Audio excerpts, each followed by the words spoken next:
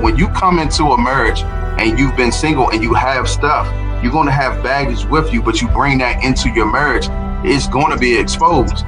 But here's the thing, those right there are strongholds. And when you get married to somebody, you take on their strongholds.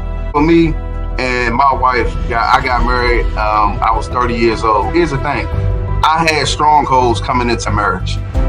I didn't know how to break those strongholds. You know what I'm saying? But she might.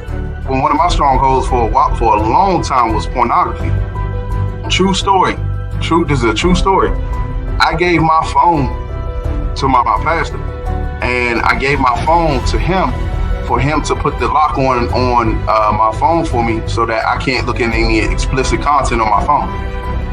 And it was all good for about a year until I went and I bought a new phone. As soon as I got a new phone, it opened that gateway back up.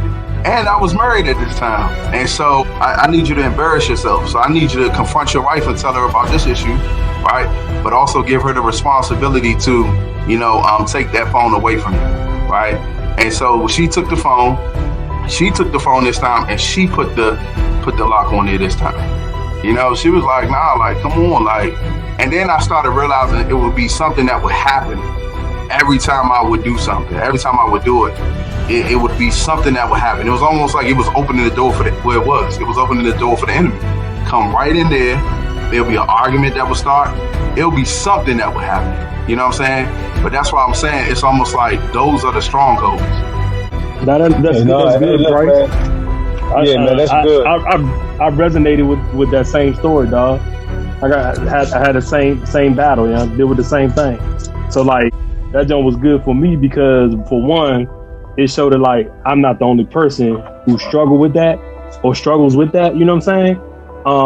And you just show how you overcame it, solution oriented, doing things to kind of break you out of that.